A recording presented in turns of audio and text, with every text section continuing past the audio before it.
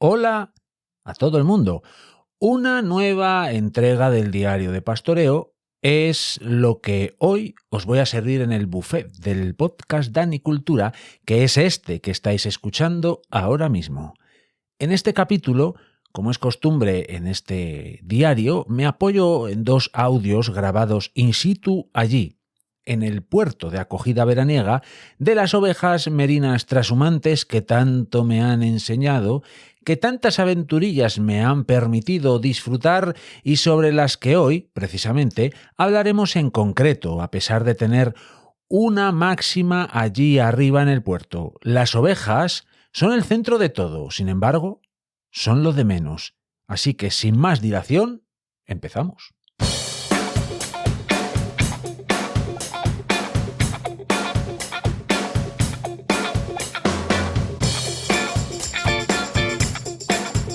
Hola a todo el mundo, bienvenido, bienvenida a Dani Cultura.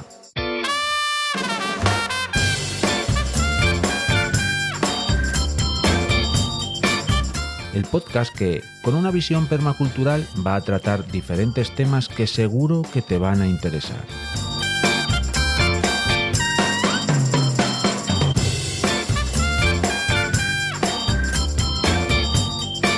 El proyecto nace en un canal del YouTube del mismo nombre. Te invito a que te suscribas.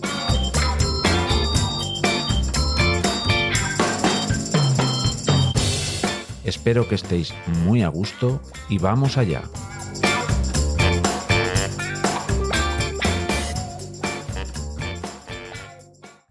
Todo empezó un buen día de finales de verano o ya no recuerdo muy bien, muy al principio del otoño. Un día en el que debías de mirar el calendario para saber si estabas en eso, verano u otoño, ya que las temperaturas, la luz, el azul del cielo y todo lo demás no te generaban certeza alguna. Quizás lo único que te podía hablar de otoño claramente era la berrea que se escuchaba por todo el valle, el cual la amplificaba de una manera prodigiosa, como si se tratase de una cámara de resonancia gigantesca.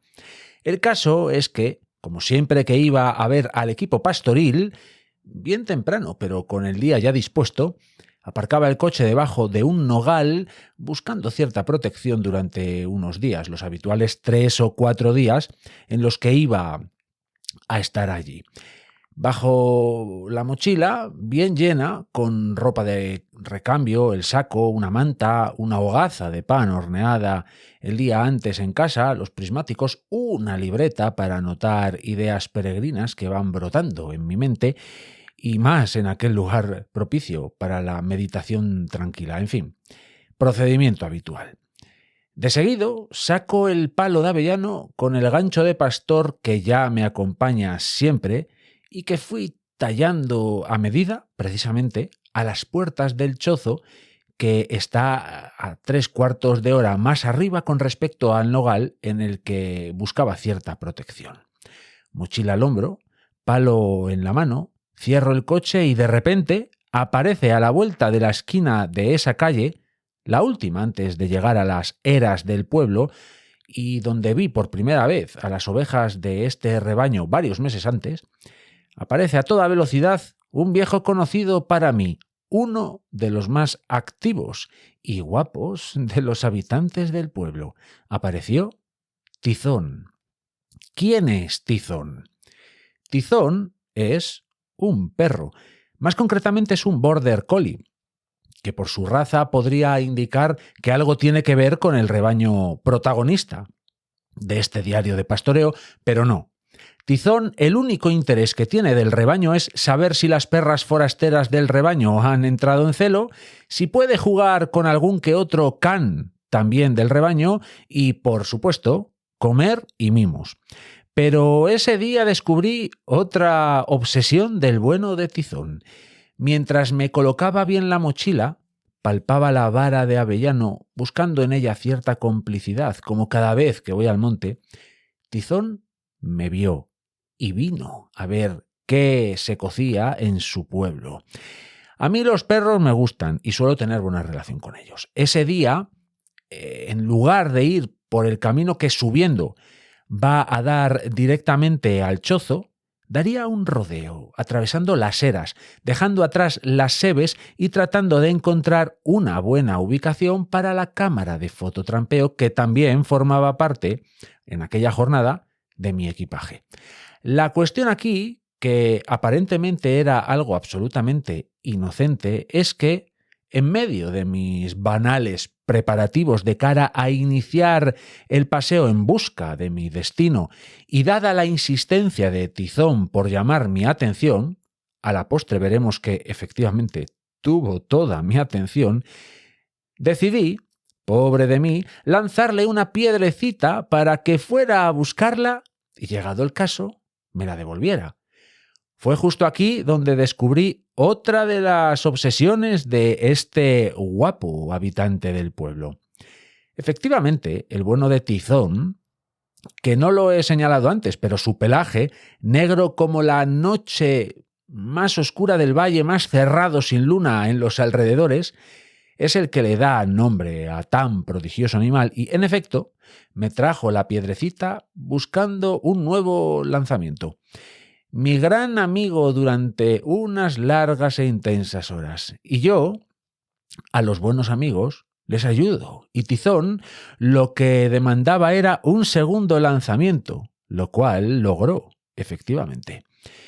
Pero yo no podía distraerme del hecho de que mi plan era atravesar las eras del pueblo lo más discretamente posible, aunque ya sabemos que en pueblos como el que da cobijo al rebaño de merinas trashumantes, siempre hay, al menos, un par de ojos que te están mirando a ver si te deslizas por vericuetos que no sean del agrado de alguien del pueblo. El hecho es que un servidor, cuando quiere, puede atravesar unas eras de un pueblo dado, o lo que sea, bastante por debajo de las miradas indiscretas, aunque, a decir verdad, hubiera dado lo mismo que me hubieran visto, porque en mis planes no estaba para nada transgredir ninguna norma, escrita o no. Al llegar a las eras del pueblo, Tizón seguía pidiéndome un tercer lanzamiento y no creáis que me lo solicitaba de una manera que solo yo entendí o solo un experimentado etólogo canino podría llegar a comprender. No, para nada. Tizón lo que hacía era seleccionar el proyectil que mejor le encajase de cara a un futuro lanzamiento, metérselo en la boca y, como en su momento hicieran Margarita Ramos o Manolo Martínez, insignes atletas, lanzadores de peso de reconocido prestigio internacional y, por supuesto, leonés, al ser ambas personas oriundas de la provincia de León, el can me lanzaba desde bastante distancia su pedrolo favorito para ver si yo recogía el guante. Estaba, quien les habla, ya a punto de salir de las eras del pueblo, pasadas las colmenas que ya avisan del fin de las fincas. Ante mí, un frondoso hayedo lleno de misterio, de sonidos de berrea más cerca de lo que yo jamás hubiera podido ni tan siquiera imaginar. De posibles ubicaciones también estaba ese hayedo lleno de cara a colocar la cámara de fototrampeo y además ahora tenía junto a mí un nuevo mejor amigo que no tenía pinta de querer abandonarme en tan increíble día para él.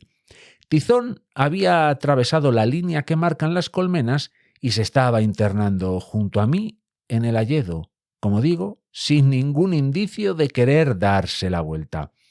Había que asumirlo, había que ser consciente de que Tizón me acompañaría durante un buen rato. ¿Cuánto? Eso era algo que solo dependía del propio Tizón y de los 12 mastines que nos recibirían al llegar a la zona del chozo, para los cuales Tizón era un viejo conocido. ¿Había riesgo para Tizón? Sin duda.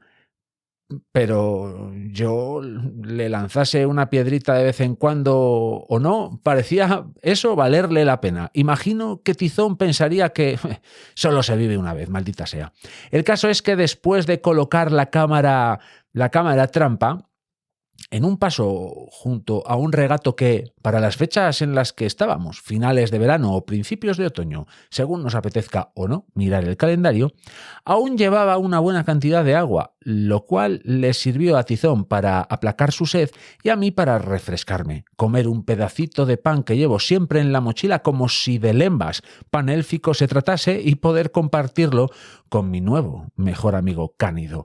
¿Quién me iba a decir a mí que meses después compartiría un poco de pan, de ese pan del camino que siempre llevo en la mochila, con otro perro abandonado? Y ahora mismo, mientras transformo en voz a la hora de grabar este episodio lo que había escrito o he escrito días atrás, Dora, que así es como la hemos llamado, estaría en casa recuperándose de una mala vida en medio de ninguna parte, y todo gracias a compartir pan del camino con ella. El caso es que Tizón ya estaba claro que me acompañaría hasta el chozo.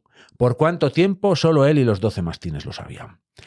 Según nos aproximamos Tizón y yo a la zona del chozo, ese humilde pero suficiente lugar para pasar unos cuantos meses de verano y otoño, según nos apetezca mirar el calendario o no, los ladridos de los protectores del lugar empezaron a inundar toda la montaña. Los mastines sabían que alguien se acercaba. El hecho de que fuera yo, muy al contrario de incomodarles, siempre les agradaba. Como digo, yo me llevo bien con los perros. Sin embargo, Tizón era una variable que no estaba en la ecuación prevista de los mastines del rebaño.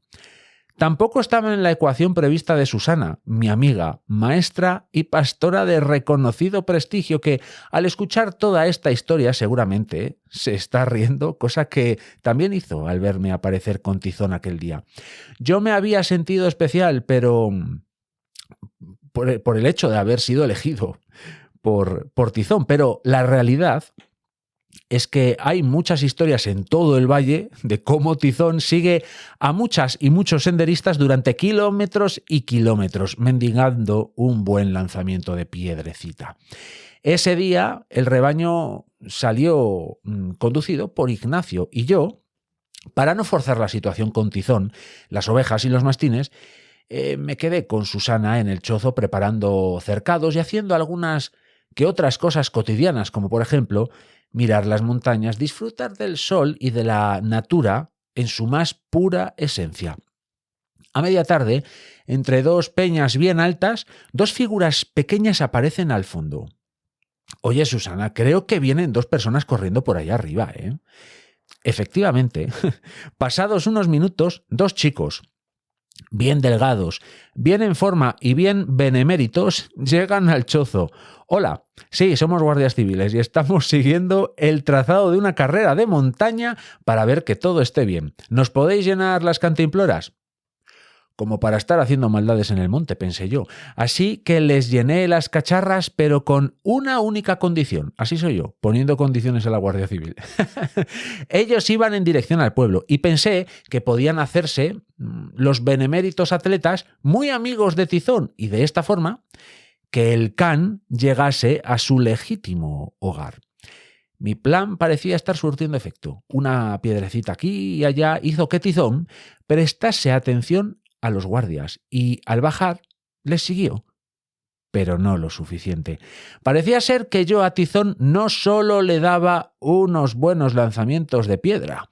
Al parecer le estaba cubriendo más necesidades, así que nada más que perdimos de vista a los beneméritos atletas, Tizón apareció en el horizonte para felicidad suya y desgracia temporal mía, ya que, dicho sea todo de paso, Tizón me caía y me cae bien, sí, pero es un poco pesado. El día llegaba a su fin. Todos cenamos, incluido Tizón, y la noche, el sonido de la berrea y demás animales nocturnos no amedrentaron a mi nuevo mejor amigo, que pasó aquella despejada madrugada de finales de verano o principios de otoño, dependiendo de si queríamos mirar el calendario, ¿no?, fielmente pegado a mi tienda de campaña. Y lo sé porque incluso por la noche, las piedrecitas que Tizón iba encontrando eran proyectadas a la lona de la tienda de campaña para ver si a mí me parecía igual de bien que a él eso de jugar a las 3 o las 4 de la madrugada. Como digo, Tizón es mi amigo, pero Tizón es muy pesado. Así que el día siguiente, pues me quedó bastante claro lo que tenía que hacer. No me quedó más remedio que acompañar a Tizón hasta su casa en el pueblo mientras me surgían ciertas reflexiones. Hola a todo el mundo, bienvenidos, bienvenidas a un nuevo audio de este diario de pastoreo. Hoy no vais a encontrar de fondo el sonido, el característico sonido de los cencerros del rebaño. Estoy yendo al pueblo, estoy acompañado de mi nuevo mejor amigo Tizón, y probablemente personas que conozcan de esta aventura ya sepan qué día es. Bueno, la cuestión es que Tizón es un perro que me ha seguido desde el pueblo hasta el pastoreo y bueno, pues llevo un día con él y estoy devolviéndoselo a sus propietarios a ver si se queda ahí. Bueno, le he caído muy bien. La cuestión es que hoy quería hablaros de algo que ronda mi mente y mi cabeza y todo en general desde los últimos días en los que he pasado por aquí, por el rebaño. Y es la sensación que tienes cuando estás ahí en el chozo de que no tienes falta de nada, pero tampoco tienes, digamos, nada te sobra. Es decir, es una vida absolutamente humilde, es una vida que no tienes, de verdad que no hay ningún tipo de carencia para nada y como digo, no te sobra nada. Pero vamos, que os digo que no hay carencias hasta el punto de que acabamos de comer, Susana y yo, una ensalada del huerto que hay al lado del chozo, de una calidad que ya le gustaría a mucha gente en cualquier punto de la geografía española. Jolín, pues eso, comes cosas del huerto que hay ahí, que ya eso ya va en cuestión de la, digamos, pues lo que quiera hacer la persona que está en el chozo. Porque si tú vas y no haces nada, pues nada haces. Pero si vas y tienes puedes poner un huertín encima el abono, vamos, el mejor que puedas echarle al huerto. Ya veis, imaginad el humus que hay ahí debajo del redil donde duermen las ovejas después de muchos, muchos años. Pues hay una calidad de abono increíble. Bueno, la cuestión es que, como os digo, no tienes ninguna carencia y no te sobra nada. Y eso me da que pensar en nuestro modo de vida actual, occidental, en mucha parte de Occidente. Entiendo que hay mucha gente con carestía de muchas cosas y cada vez hay más personas con ese tipo de problemas. Incluso todas y todos en cierta medida tenemos carencias en algún sentido de nuestras vidas, pero ya sabéis a lo que me refiero. La cuestión es que nuestras vidas, quizás esto del pastoreo te da para pensar mucho. Vamos, históricamente los pastores y pastoras han pensado mucho, le han dado mucho al coco porque tienes tiempo para hacerlo. Y una de las cosas, como digo, que a mí me está comiendo el coco es precisamente eso, la manera que tenemos de vivir. La manera que tenemos de vivir en la que parece que nunca tenemos suficiente. Parece que nunca nos vemos saciadas ni nos vemos saciados y siempre necesitamos de comprar más y más y más. Y no solo hablo de cosas tecnológicas, por ejemplo, que eso es muy típico, ¿no? Un móvil cada 2 años en el mejor de los casos. O más y más prendas de ropa que no te hacen falta, pero sigues comprando zapatillas. Venga, zapatillas, más zapatillas, más zapatillas. Yo qué sé, para la bicicleta, el último maillot de no sé qué, yo qué sé, material nuevo, bueno, en fin, ya sabéis a lo que me refiero. Este modo de vida acelerado y consumista que llevamos, aquí en el chozo te lo replanteas muy mucho porque piensas, jolín, si llevo aquí una temporada y no, o los días que vengo, vamos, y no tengo, es que en realidad no tienes carencia de nada, no te falta nada, no te sobra nada, pero podemos vivir con bueno, os voy a decir la mitad.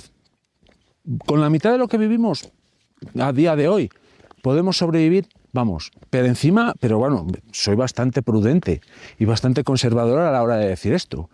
Pero no, con muchísimo menos de la mitad podemos tener unas vidas ya no dignas, sino muy buenas.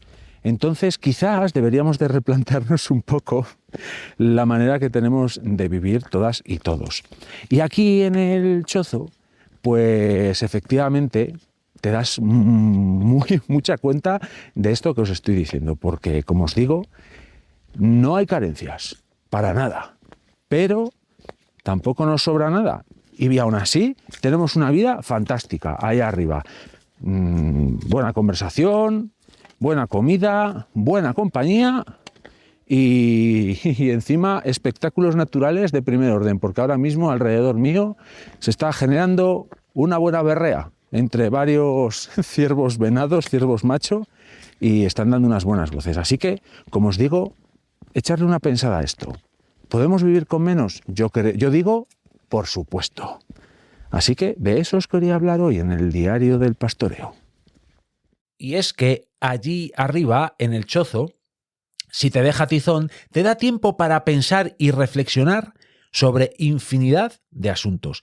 Y una de las cosas que más me llamó la atención de la vida en el lugar que a mí me tocó en suerte, en el Chozo y el rebaño de merinas trashumantes que me tocaron para poder ir a ver cómo funcionaba todo aquello, fue que la vida allí es austera.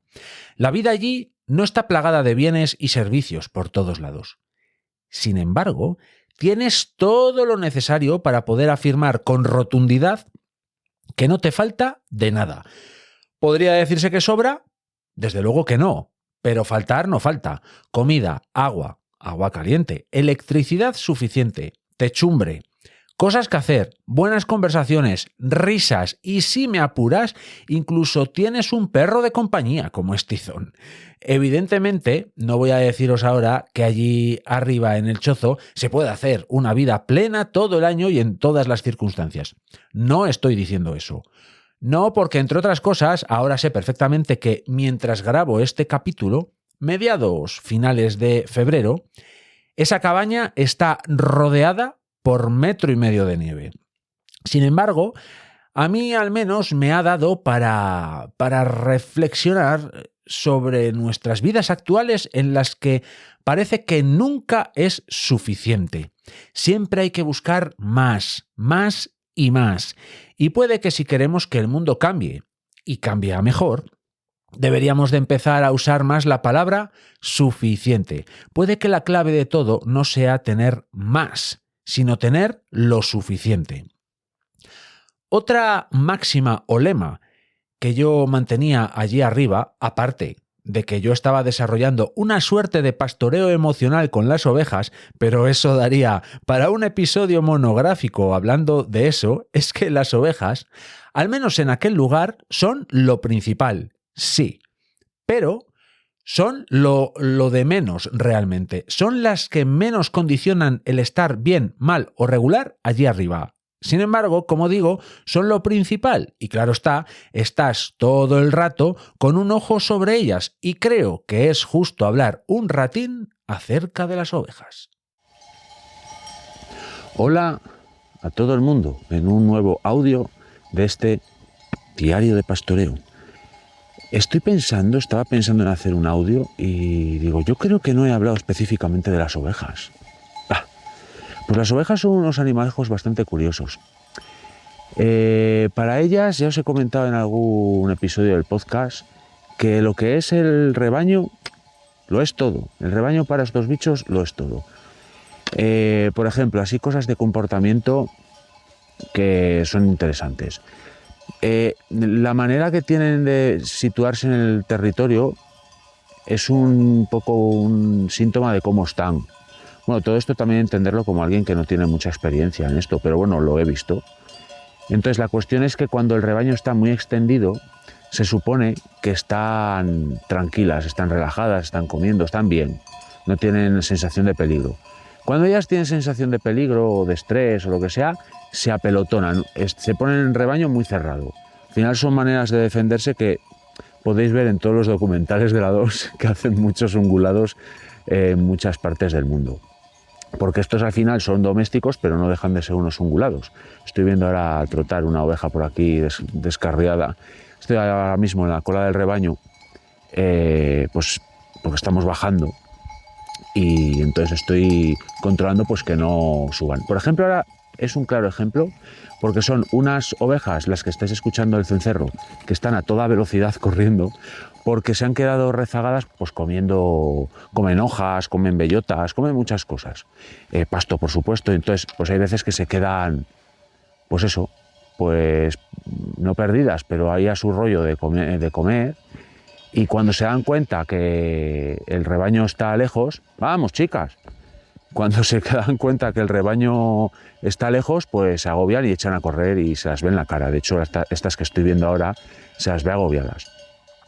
Pero bueno, se encuentran, de hecho se llaman, esos balidos que estáis escuchando, son respondidos por otras ovejas del grupo, y entonces ya se sitúan y se juntan en rebaño. Eso por un lado. Después ellas tienden mucho a subir. Suben a sitios increíbles. Muchas veces pensamos en las cabras como animales que se suben por sitios increíbles y peligrosos. Pues estas ovejas en concreto, no sé si todos los rebaños se comportan de la misma manera. Estas son ovejas merinas. Pues estas ovejas en concreto van por sitios alucinantes. Bueno, van por sitios que no os lo creeríais si no lo veis. Es más, podréis buscar en internet rescates del grupo de montaña de los Grain, que rescata personas. Bueno, pues hay veces que son llamados por pastores para rescatar ovejas que se quedan enriscadas. Bueno, pues es que se suben por sitios que alucinaríais. Estoy viendo ahora mismo un mastín con una pata de ciervo. Pues se ve que ha habido una cacería y pues sería interesante encontrarlo. Bueno, ya campearé después. Los mastines las protegen y están entre medias del rebaño. Bueno, ya os he hablado de ese tema del mastín, pero al final forman parte del rebaño. No es que sea específicamente oveja el tema pero bueno, es verdad como que se agrupan, están dentro del rebaño, hay otros que se quedan en el perímetro. Ahora mismo este rebaño, que tiene unas 500 y poco ovejas, tiene 12 mastines. Ha estado casi todo el verano con 6, pero bueno, porque se dividieron en otro rebaño y demás. Pero bueno, en principio han estado con 6 y ahora mismo hay 12. Así que imaginaos, ahora que el equipo de mastines está completo, es muy interesante verles trabajar, porque hay unos que se quedan más dentro del rebaño, otros que están más, que no les ves en todo el día más que a la hora de darles el pienso. Bueno, es una cosa curiosa. Pero lo que son las ovejas, ellas están comiendo unas horas y después pues tienen que rumiar, hacen como una especie de sesteo y tal. En principio hay unas horas no fijas, pero bueno, hay un patrón ahí de comportamiento, de comida, o sea, de alimentación, otro momento de rumia y otro momento pues de dormir y tal. Es como bastante...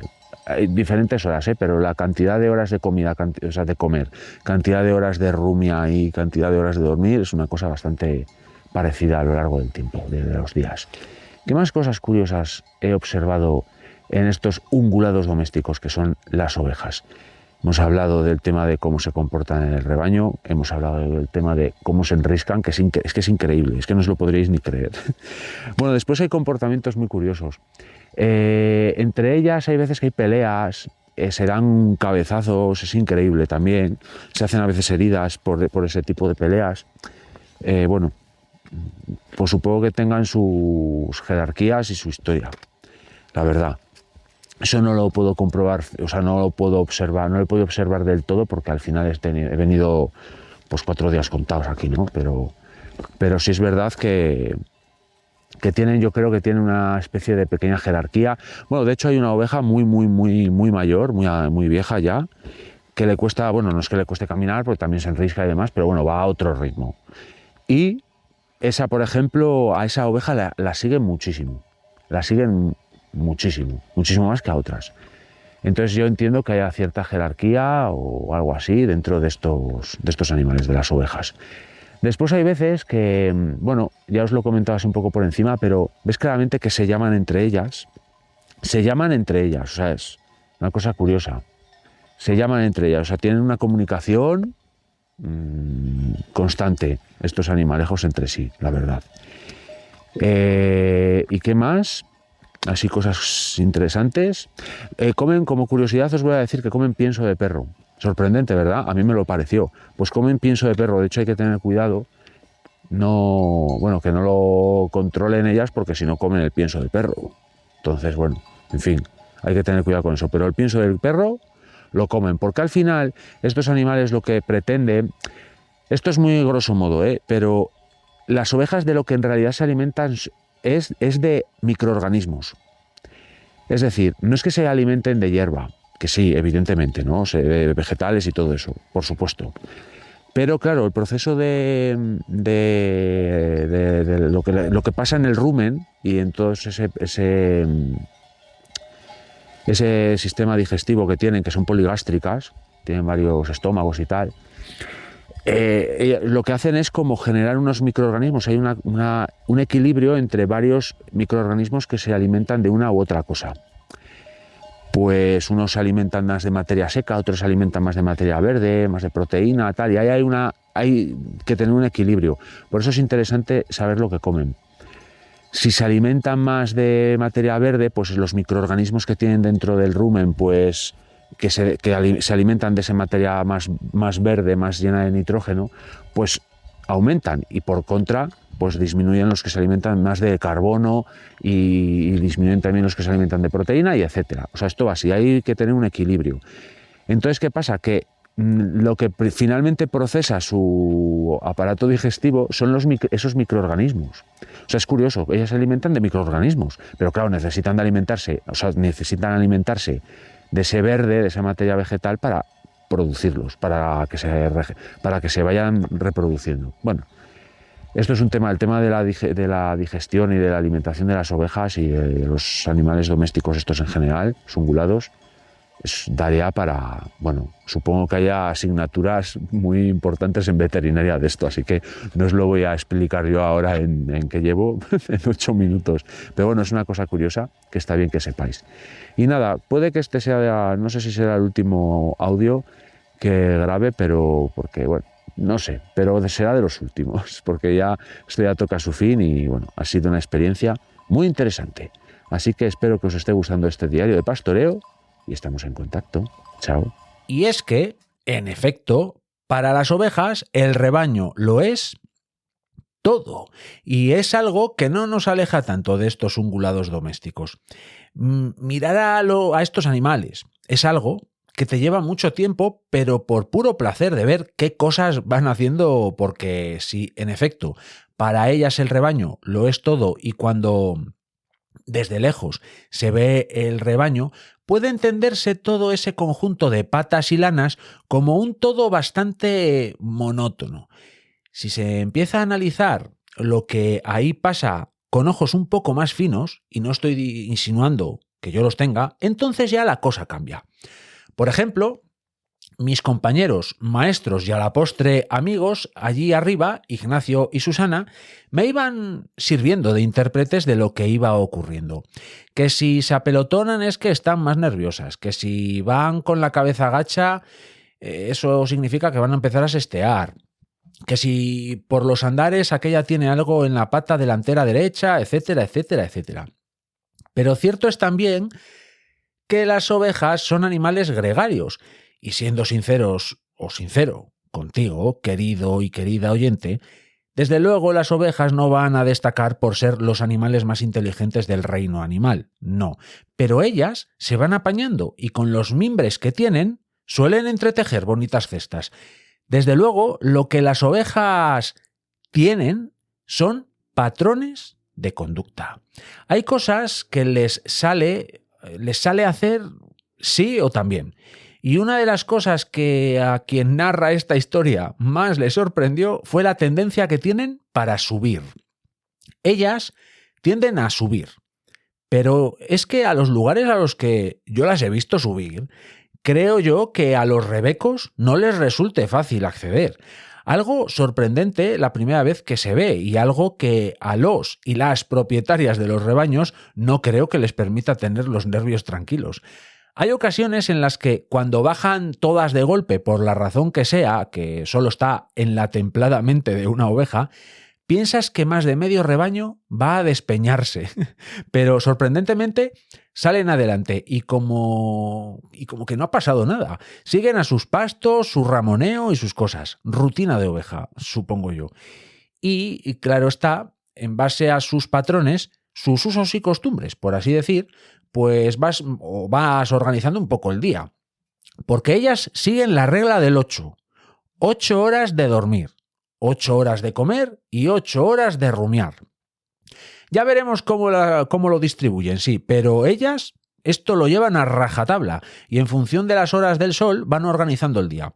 Cuando el calor aprieta, la medio siesta de un intenso rumiar, eso no se lo saltan. Y te dan tregua durante al menos 3 o 4 horas que dan para pensar en lo humano y lo divino, te dan tiempo para echar unas risas con los compañeros y compañeras o incluso para una medio siesta como las que están echando ellas. Pero en ese ir observando lo que en el rebaño va pasando, aparte de mirar al conjunto en sí, puedes pasar a ver a individuos en particular.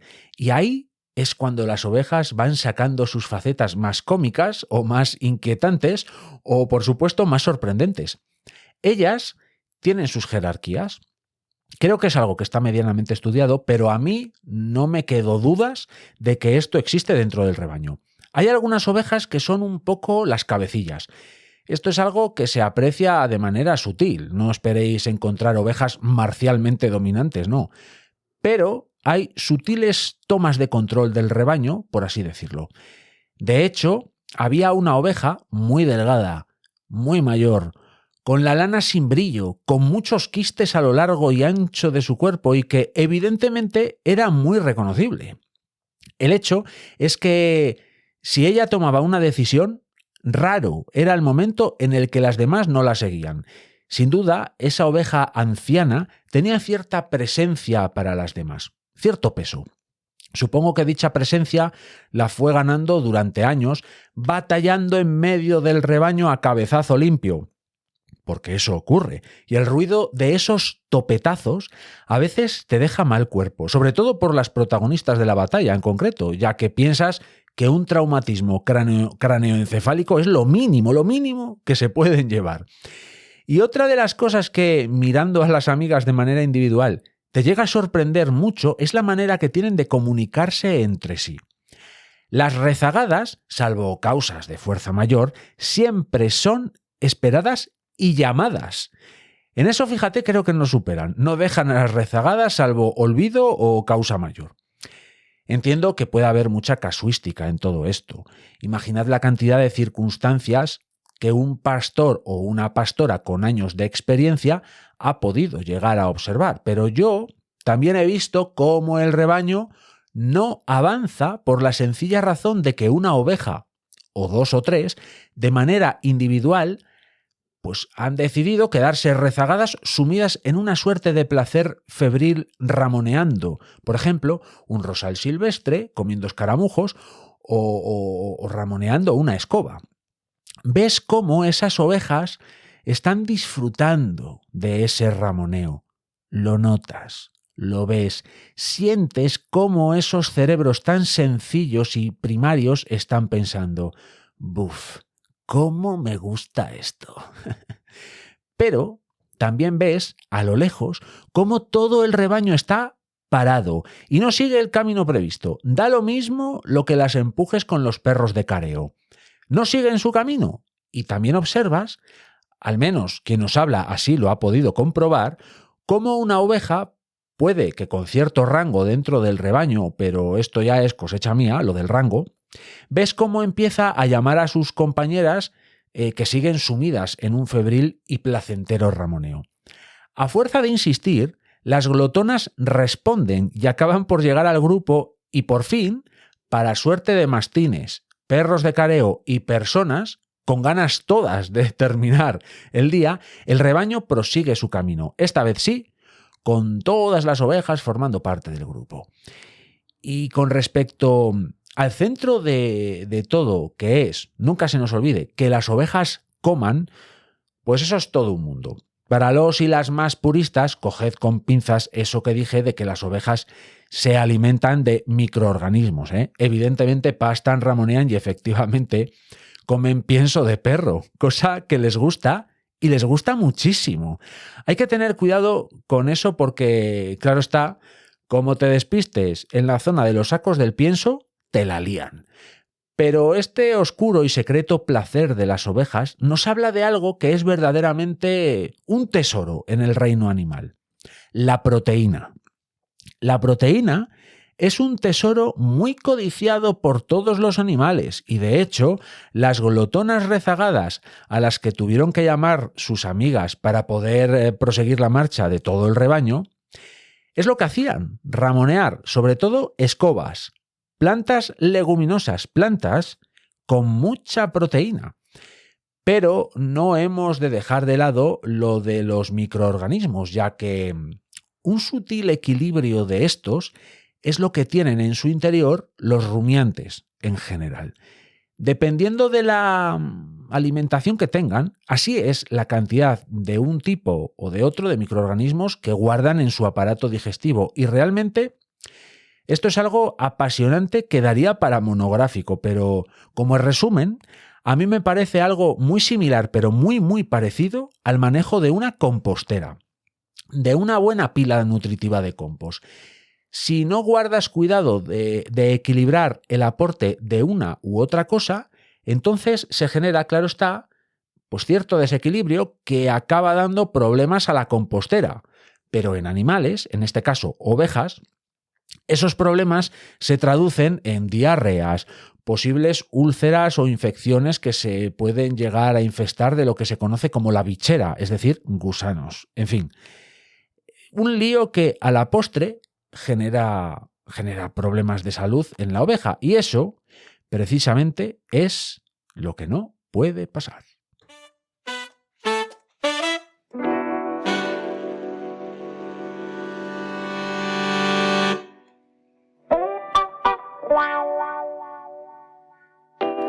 Pero, porque es que si una cosa aprendí allí arriba, es que todo lo que rodea al rebaño, de una forma o de otra, está ligado indiscutiblemente a las ovejas.